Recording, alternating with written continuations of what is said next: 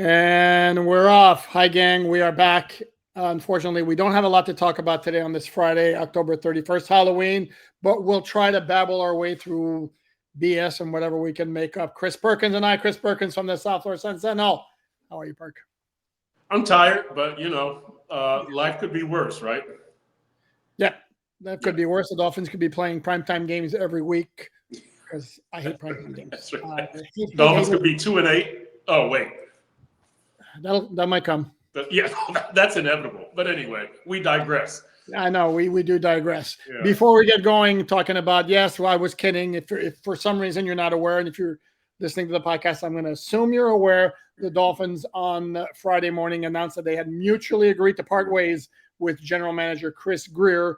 And then later that morning, I think it was later in the morning, a report from Adam Schefter from ESPN that probably can be trusted indicated that Mike McDaniel will remain the head coach at least through the end of the 2025 season. So with that background set, as always, my friendly reminder to please like, subscribe, comment, and if I don't say it often enough, a major thank you for those who follow and subscribe and support the channel.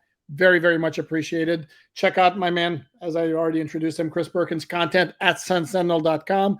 Check out my written content at Miami Dolphins on SI.com. And the last thing is this podcast is also available wherever you get your audio podcasts, because I always have a problem differentiating. If you're doing it on YouTube, it's still a podcast. So, right? Yep, it is. Okay. So audio podcasts, wherever you get those, Google, Spotify, Apple, anywhere you get audio podcasts. And let's dive into it.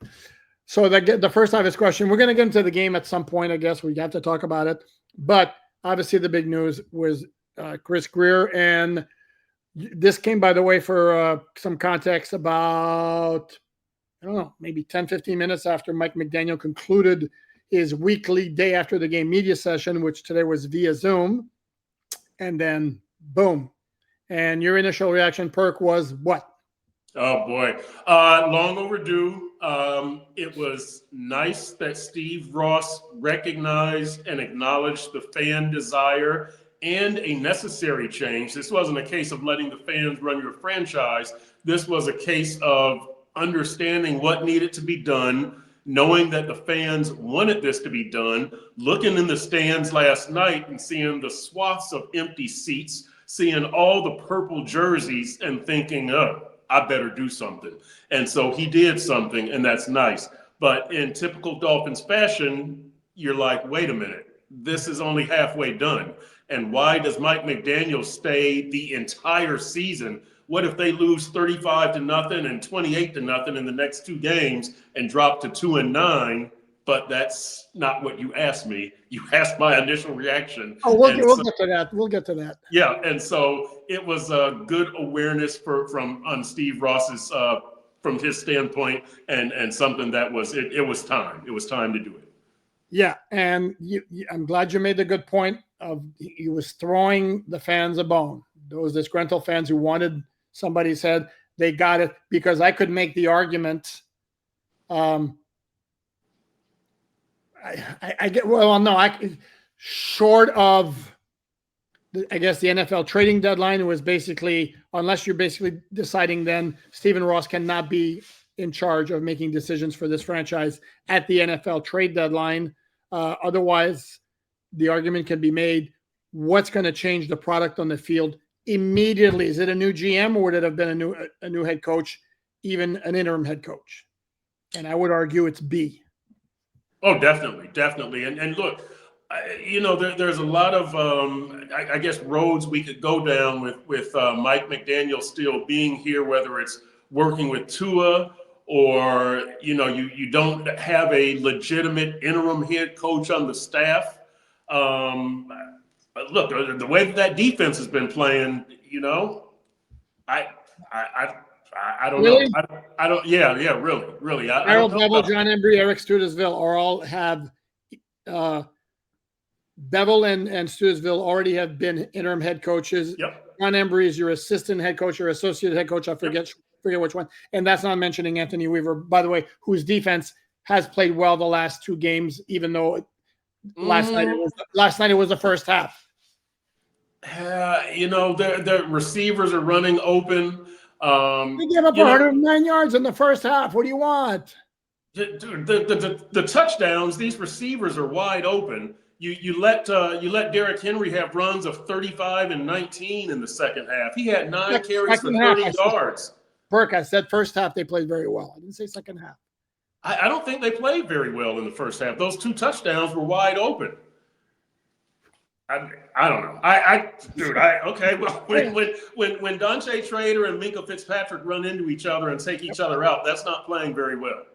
No, but again, it was 109 yards, and it's 2 touchdowns they gave up, and one of those was on a drive that started at what, the 4-yard line? Yep. But they were the 7. I understand. Yeah.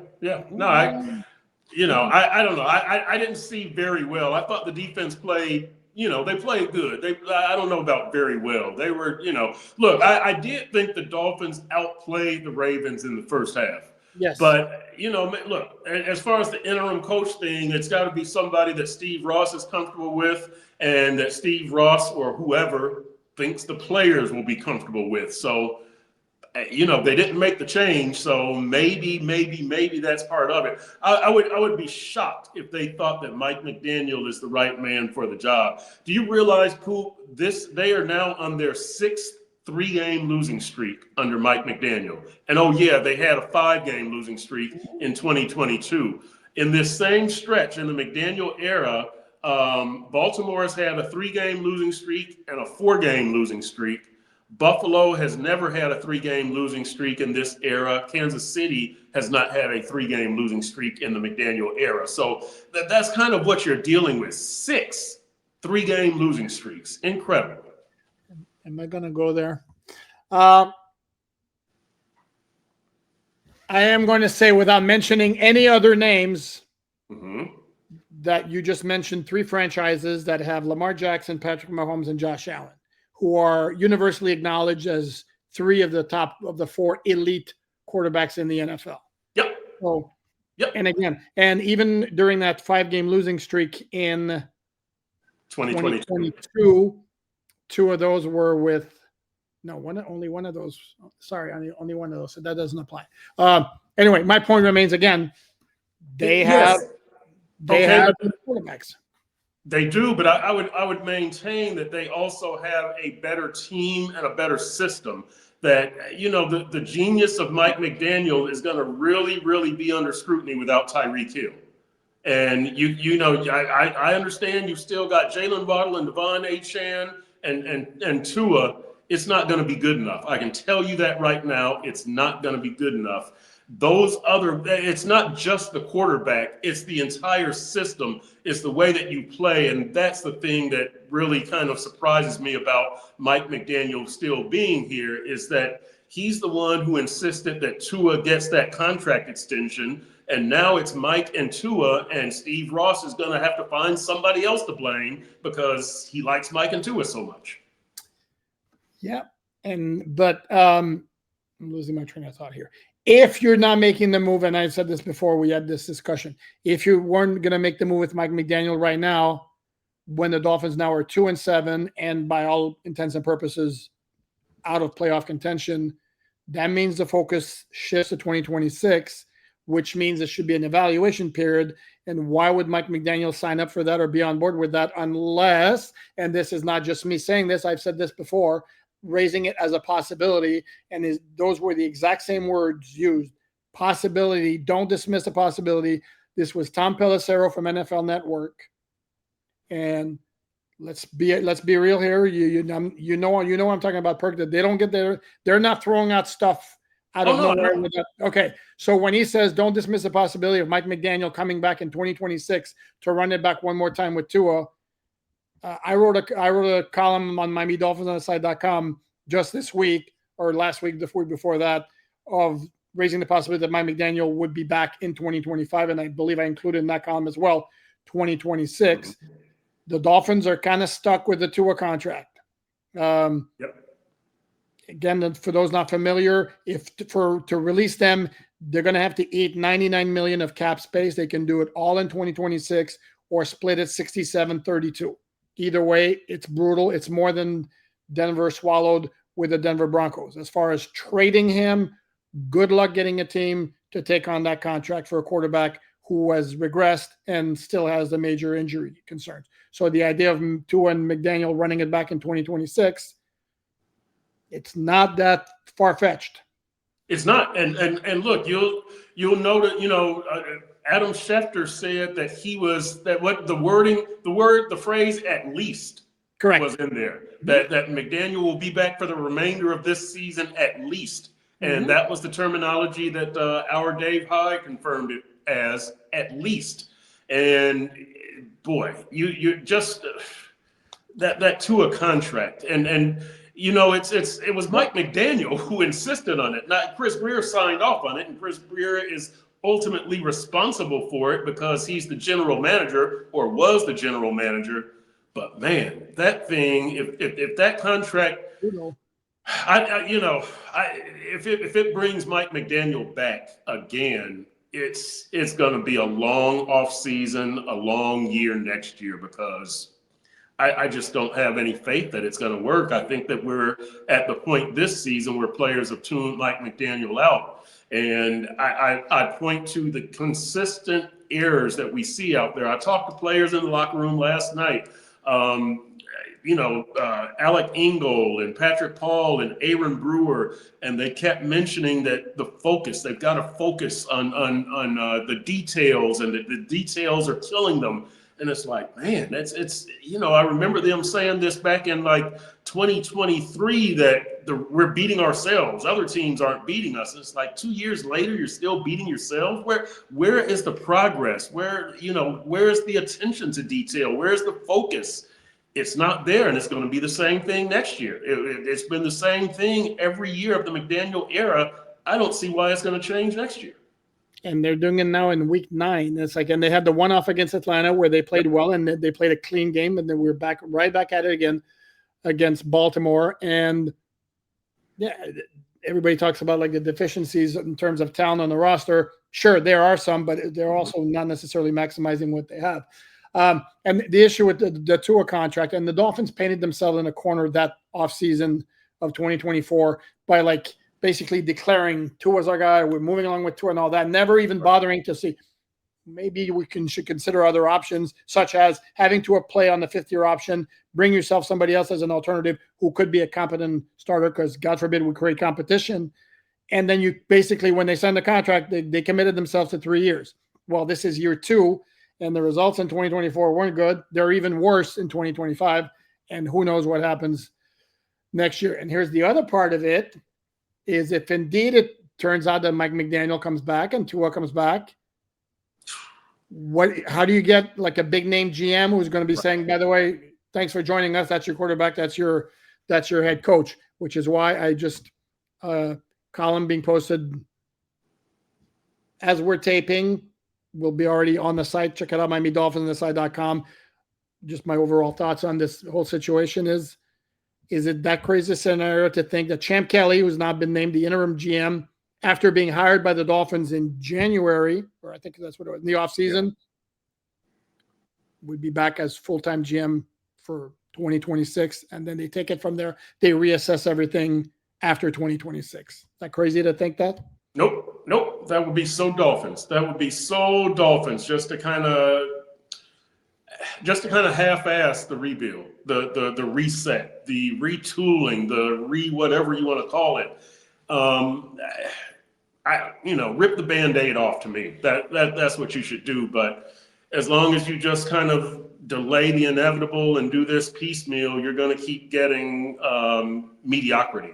And that's if you're lucky. They aren't even getting mediocrity this year. They're just getting playing bad football. And so mediocrity is going to be the ceiling.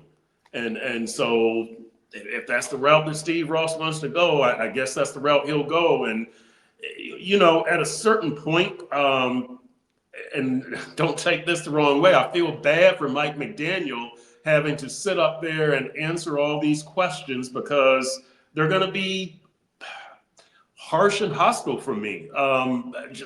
What the heck are you doing? Like, what are you doing here? and it's going to be the rest of the year like that. It's probably going to be the off season like that. It's probably going to be next year like that, because it's very hard for me to see the end game here, the solution. We're in year 4, and this team has regressed. This team is getting worse. 12-19 since they hit the 9-3 mark in 2023. This team is just going backwards. You're losing talent, you're wasting money, and your strategy just doesn't seem to be working at all. So I like Mike, I respect Mike, but the questions they're good. It's just not going to be pleasant. It's just not. No. And then here's the thing too to think about. If they do run it back, is in 2023, when they had about as good a roster as they could have around Tua, because he was still on his rookie contract that year, it still wasn't good enough, and in most cases not nearly good enough whenever they faced the big time opponents. And next year you're not going to be able to have that kind of roster around Tua. Right now his cap number for 2026 is $54 million. Could they possibly try to? He's already got void years on his contract. Would the Dolphins really add more? I don't even know the rules in terms of adding even more years to a contract that already has void years to lower, so give him a signing bonus and bring it down. But it's not good. Let me ask you this: if McDaniel and Tua are coming back, do you entertain the idea of bringing Tyreek back if his rehab goes okay? I know he's got a huge number. At a different number, obviously. Right. You have to lower his number. Do you get the band back together to that extent and have Tua, Tyreek, Waddle, Achane? Why not? Why not give yourself the best chance possible if Tyreek's rehab goes well? And now you're dealing with the same team, right? Because Austin Jackson will be back and blah. And everybody's still going to be injured. They're going to be a year older, and I don't know. I shouldn't go down this rabbit hole, but that's it's the wound is still fresh. I'm sorry. 27th verse, same as the first, or right. however that goes. But no, you make a perfect point, because let's be honest with you. If the Dolphins bring it back, it's basically you're delaying the rebuild, the start of the rebuild a year. Right. Correct. With, I think, logically, what should be very, very modest expectations in terms of being able to compete. So I don't think it's ideal. And part of it is, would the Dolphins be better off just sucking it up and, eating to its cap space and, say, see you, and then do it, 67 next year and 32 the following year. And then, because Bradley Chubb's contract's going to be off the books. And right now it's $31 million, not happening. And that's cap space. Tyreek Hill's number is also ridiculous in terms of cap number. That's not happening. But so, it's like you mentioned, it's kind of a half measure. It will please fans to a certain degree. And I see this in the comments on social media. It's like, hey, that's a good start. Now let's do the other one. And that's the thing. And there were things that I like Mike. Probably like Mike as a coach more than some. But there's certain things he does that I don't like, and I'm not just talking like the 4th and 2, which is like, because the play calling, it's just so easy to bitch about the play calling, or running a sweep with Devon Achane on 3rd and 6 in the first drive. A little weird to me. But things like, and I'm sorry, why do you have two active halfbacks a week after you as a team you had 37 carries and it worked really well for you? To have 6 active wide receivers, one of whom, Cedric Wilson Jr., played 0 snaps on special teams. I don't believe Taj Washington played any snaps on special teams. Did you really need to have both of those guys active? Correct. Yeah. No, there's a lot of things that you can question all up and down this season and this administration that, things just don't make sense. I mean, look, Grier had a 53-54 regular season record, but Mike McDaniel is 30-30. I mean, there's just not much daylight between them. No, correct. I mean, it's a whole thing, and we know that the Dolphins were very big about telling us that everything was being done collaboratively. which means this mess is on everybody. Yep. When, I often get asked, who's most to blame for what's happened. And my answer is always yes.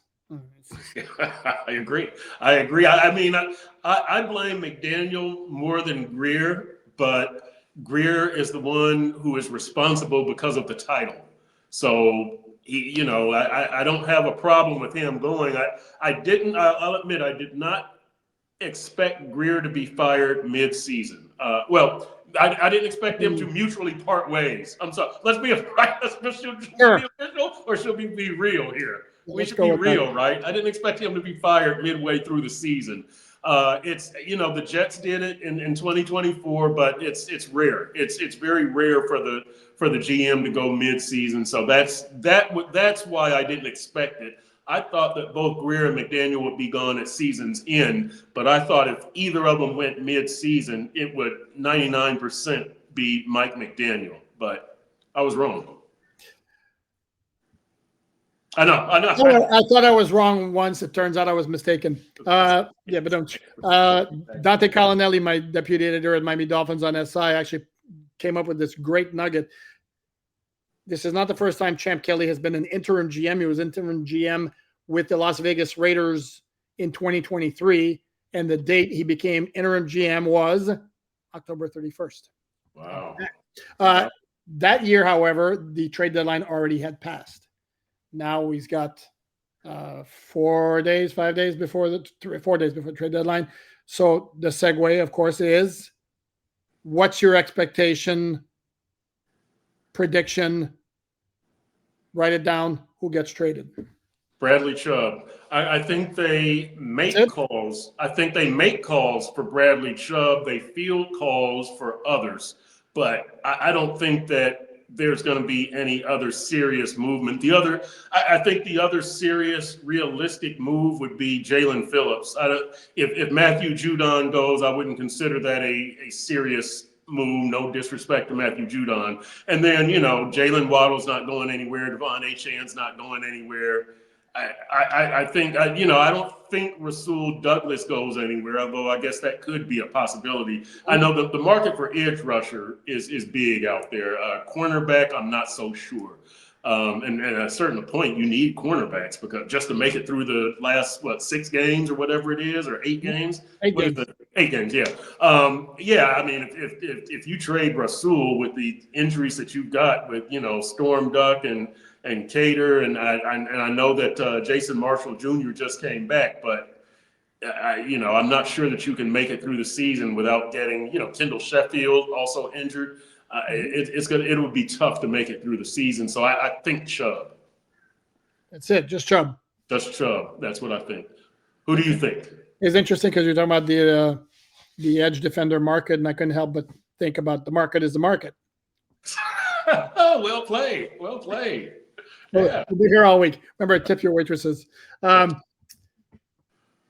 be surprised if Bradley Chubb was the only one. I think Bradley Chubb definitely is a go. I do think Rasul, and I understand your concern about you got to finish out the season. Well, again, Dolphins are not making the playoffs. They can find guys. Juju Brents, for example, was a healthy scratch Thursday night. Give him some playing time. Why? And especially now. And here's the other part of why I'm tempted to believe that Mike McDaniel indeed is coming back in 2026 is the focus, can we agree, from this point forward on the field should be let's evaluate the young guys to see what we have moving forward, whether they should be part of our roster moving forward.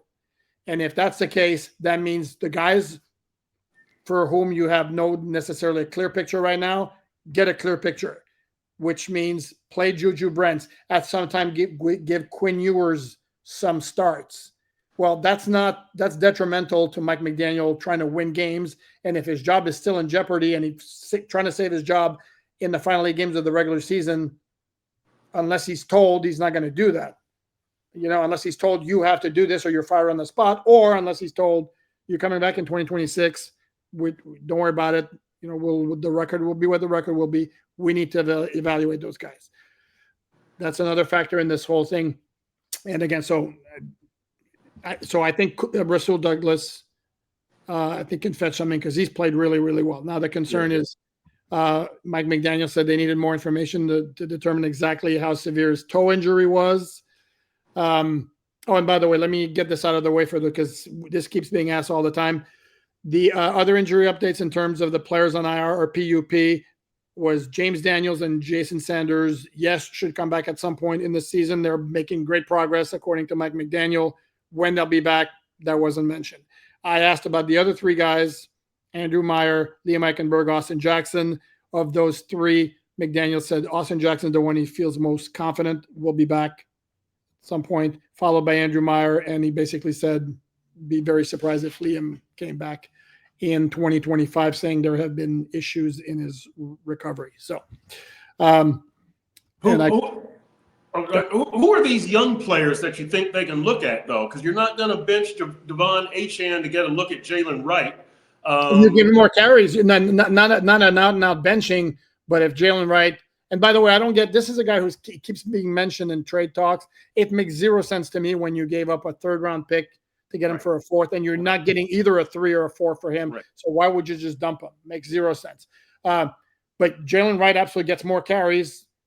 And then if Devon Achane, instead of getting 23 touches a game, gets 14 or something, that would be one. Juju Brents is another one. Jason Marshall, maybe you make him a full-time cornerback as opposed to occasional nickel. Ethan Bonner. But yeah, I mean, you're tapped out at safety. You're tapped out on O-line. You're tapped out. I mean, quarterback, yeah, I guess Taj Washington can get some more snaps. Absolutely. I mean, such a tight end. Yeah, I mean, you know about Julian Hill. You're going to give Hayden Rucci and Greg Dulcich. I don't know. I just don't. I just don't see much. If you're trying to build moving forward, and I'm not trying to disrespect these guys, but I just don't see Hayden Rucci and Greg Dulcich as moving the needle. Juju Brents, I don't know, maybe, but I just don't see him as moving the needle. These are guys who I see their ceiling as you're a decent player. You know, you're Austin Jackson maybe. At the ceiling, like I don't see the next Teron Armstead on this roster. I don't see, a guy who's I don't see a guy who's a multiple Pro Bowl. I see that in maybe Cater Kohu, but you already know but you already know what you have in Cater. I just when people say take a look at the young talent. I understand Quinn Ewers. I understand taking a look at him, but if you're Mike McDaniel and you're trying to win, I'm not sure how much you're playing Quinn Ewers. So I agreed if he's trying to win, but again, if he's been told you're coming back in 2026, then the focus changes. And like I agree, and I mean I didn't mean to cut you off, and I agree. Well, you did, but okay. I agree that certain guys you should already know that there's a very limited ceiling, but you can't tell me you already know what Juju Brents is. The dude's played like 10 snaps on defense. We don't know what Greg Dulcich is with the Dolphins. I mean, he looked good he looked a lot better to me than Tanner Conner already. Mm-hmm. Should we not find out more about exactly what level of player he can become? Jason Marshall's another one. Give him more PT in the secondary. I get the 1st and 2nd year draftees. I totally get that. But beyond that, yeah, it's like the Dulcich and Rucci and Juju Brents, and I just don't see much there at this early stage. I think Andrew Meyer is somebody who might have some potential, but I just don't see more than 5 or 6 of those type guys. That's what I'm saying. Like it's not like they have a bunch of Zeke Biggers there and Quinn Ewers that they want to take a look at, but these are 1st and 2nd year draftees. I get that. If you go outside of the guys who have been drafted in the last couple of years, you're like a Juju Brents and a Hayden Rucci and Greg Dulcich. There's who else? Like who else? Dude, that's 3 right there we mentioned. Yes. And Quinn Ewers is 4. Jason Martin. No, exclude the 1st and 2nd year draftees. So you can include Jalen Wright, but no Zeke Biggers, nobody who's been drafted in the last year or this year, because to me that's kind of understood. You want to take a look at them. There's not. What I'm saying is right now. You're not taking a look. Zeke Biggers has been active 1 game. You haven't taken a look at him. Force him in the lineup. I can understand wanting to take a look at him. Those are the young guys that I can understand taking a look at are guys you drafted last year and this year. Okay. Beyond that, I don't think there's much to take a look at. That's what I'm saying. Andrew Meyer would fit. Okay. But my point is, but my point is those are guys you would, even the draft picks are guys that you would not look at if your sole purpose is trying to win games. Quinn Ewers is not sniffing the field if you're trying to win games. No, but if you're okay, but if you're Mike McDaniel and you've already been told you're back in 2026, yeah, and with Quinn though, but if Tua is going to be your quarterback, what are you exploring with Quinn? Whether he can be a viable number 2, or you need to go get another number 2. Yeah. I mean, that's true. That's true. I don't know. I just don't see a whole lot of talent on this. Yeah, that's a point for you. That's a point for you.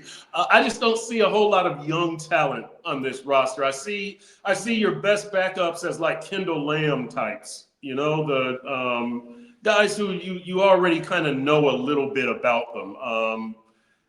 Guys like that. But anyway, that's what I think. That's what I mean. I just don't see a whole lot of young, exciting talent on this roster. I don't either, except that I'm not ready to dismiss the possibility that maybe there's something there with Juju Brents, for example. He was a former second-round pick. Mm-hmm. He certainly looks the part. He's very long. He is, yeah. And why not give him see what he's got? Obviously, if he's not playing right now because he's not practicing well enough, because I don't think the Dolphins are crazy enough to not play him just because. But still, I'd like to see him in a game setting, and the same with Greg Dulcich. Let me see what he's got in the game. I've seen enough of Tanner Conner because I know what Tanner Conner is. And with all due respect, I'd like to see if Greg Dulcich can prove that he's a higher echelon tight end. What stood out to you about the game against? I'm trying to think of like what else do we need to discuss from the game against the. Oh, by the way, for those Ife Melifonwu, week to week with a toe injury, completely shocking that he's actually injured again. But it happens, I guess. Yeah. I mean, what stood out was just the errors, just the mistakes. And there was, I gave my stock up. I do the report card, stock up, stock down. I gave the stock up to Devon Achane, but I did say there were other candidates. Dulcich was a candidate. Brunskill was a candidate. Jalen Waddle was a candidate. I mean, guys played pretty good games. There's just not enough around those guys to get you a victory. There can be some good individual performances, but there's just not enough around these guys to really to get you to a victory. So, when we talk about evaluating players and all that kind of stuff and the remaining talent on the roster, it's an uphill climb. But I did see some positives, some very few, some scant individual positives. Like you say, Dulcich, he's somebody who you think that's worth exploring. Brunskill has a talent set that you say he could help us, although he's 30, right? Is Brunskill 30? Whatever he is. So there were some positives when we talk about last night's game. It wasn't a total failure, but it was a failure. Not total, but it was a failure. Yeah, and the Dolphins were bad in this. And this is where you brought up Tyreek earlier. Like the numbers in terms of total yards heading into the last night's game were kind of the same, actually a little bit higher without him than with him. But where they were not nearly as good was on third down. And last night they were 2 for 12. And in the red zone last night, they were 0 for 3. And I think they were 0 for 5 inside the 25. And to me, the game was lost in the first half where they're down 14-6, even though they have like a 235 to 109 yardage advantage and leaving points on the field all over the place. Yep. The false start on Larry Borom. I don't know did you notice our good friend Kyle Van Noy kind of like created that he did a little herky jerky move at the line and Borom reacted. And the thing was that Van Noy didn't move forward. He moved sideways, but he kind of jerked around and this is why Tua's comments of like how the fans created that. Yep. It was a little weird to me because to me, no, I think Van Noy is the one who got Borom to move regardless. Borom's been in the league long enough. He can't move. Right. And then Riley Patterson goes and misses the field goal attempt right after that. That 4th and 2 was all sorts of barfalicious. But you just can't keep leaving points on the field. Right. Again, yeah, I thought the Dolphins outplayed the Ravens in the first half. They really did, and the second half was a total collapse. But they did outplay them in the first half. Yeah, no, without question. And then second half starts, and Lamar Jackson, who I thought was really shaky in the first half, got a groove a little bit and right down the field. And then the Dolphins have the sequence of all sequences, with holding penalty on the kickoff return, sack on first down, completion for a 1 yard loss on second down, and then throws it inaccurately to Devon Achane on an outlet on third down. And it was like, oh boy, that was ugly. And then boom, another touchdown, and it's your basic game over. And this is like, for as well as the Dolphins played against Atlanta, and they did, and I was out here saying constantly, but the Falcons were missing Michael Penix and Drake London and Devon Diablo. It wasn't to take anything away from the Dolphin performance. It was to suggest that kind of performance worked perfectly well against that particular team at that time, but the level of competition goes up exponentially the next 3 weeks with Baltimore last night, Buffalo, and then Washington, and that more than likely wasn't going to be good enough, which was kind of the point that I didn't expand. All I kept saying was like, well, they didn't have those guys in my mind. That's what I was wanting to say, and it's my bad for that. But that was the point. If they have another, and even if they had that kind of clean game against Baltimore last night, not sure that would have gotten it done. It would have been a lot closer, I would imagine, but they need to make more plays when they're going to play better opponents. Yeah, they do. And we'll see this week, against Buffalo, how they look against a better opponent. I'll give them a shot against Washington at this point. Washington 3-4, 3-5, 3-5, 3-4, 3-4. And it's a neutral site game. I'll give them a chance. I give them almost no chance next week. They're 1-7 against Buffalo in the McDaniel era, riding a 7-game losing streak to the Bills. I give them almost no chance, but I do give them kind of a chance against Washington. What'd you say is the record against Buffalo in the McDaniel era? 1-7. Okay. 1-7, 7-game losing streak. Beat them in. By the way, do you know that in the McDaniel era, this will be the third time they played Baltimore and Buffalo back to back? And each time in 2022, in the start of 2022, at the end of 2023, and each time Baltimore has been the first game. Now, this will be the first time that they've hosted both Baltimore and Buffalo, because it's been a home and away, but this is the third. What a scheduling quirk, right? You play Baltimore and Buffalo back-to-back 3 times. That's a great nugget. Like last year and the year before, they played New England in the exact same week, and the Raiders. They played the Raiders in the exact same week. And then they played the Jets that weekend of December 6th, 7th, or something like that, and they're doing it again this year. It's another scheduling. There you go. Look at these nuggets. Look at these nuggets, baby. Yeah. You come here for that. I have folks asking me for history lessons. I'm trying to think of a history lesson. I got one here, and it's going to be a great history lesson because the history lesson is going to be, I can't remember. And my history lesson was going to be the last time the Dolphins fired a GM during the season. I can't remember. Yeah. And by the way, I do want to make this point too with Mike McDaniel. I've said it before. Stephen Ross has fired 4 head coaches during his tenure. The first 2 were mid-season, in-season. Tony Sperano, Joe Philbin. The last 2 were after a season, Adam Gase, Brian Flores. So maybe that's his new pattern. Again, even if he winds up moving on from Mike McDaniel after 2025, which, again, don't know that it's a sure thing. So not sure that's going to make a whole lot of Dolphin fans terribly happy, but it's reality. Look, when we see Schefter use a phrase like "at least," then we know there's something brewing there. There's something at least. Oh. And doubled up by Tom Pelissero saying, don't dismiss the possibility of Mike McDaniel being back in 2026. So you read between the tea leaves, and maybe I should start making nice with Mike because he'll be here for a while. Yep. Mm-hmm, yep. Right. Very smart move. On that very, very astute note by Chris Perkins here, we're going to wrap it up. Follow his good work at sunsentinel.com. He's on social media at Chris Perk. As always, my friendly reminder to please like, subscribe, share, comment, all that good stuff. Check out the written content at Miami Dolphins on SI.com. Debating, toying with the idea, and you guys can put in the comments your wishes for this. And toying with the idea of perhaps doing a live podcast on Sunday night, say like 7:30-ish after the 4 p.m. games and before the Sunday night game. Let me know what you think about that idea. In the meantime, enjoy your weekend at the very least up to that point.